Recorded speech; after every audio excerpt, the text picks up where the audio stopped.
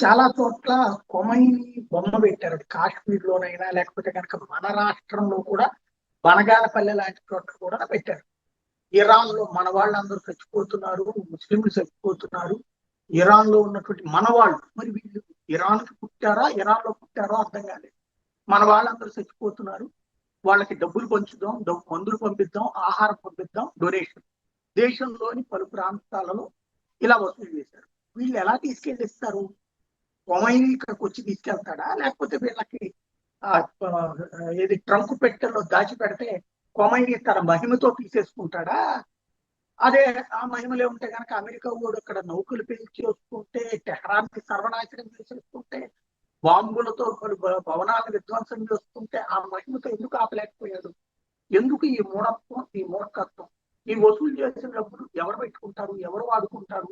ఇరాన్కి ఇస్తారా? ఇవ్వడానికి ఈ దేశపు ఎఫ్ఆర్సీ నిబంధనలు వర్తిస్తాయా? వీళ్ళకి అట్లాంటి లైసెన్స్ ఏమైనా ఉందా? కానీ వసూలు చేసేసారు. ఇరాన్ పేరుతో ఇప్పుడు కొంతమంది సంపాదించుకున్నారు.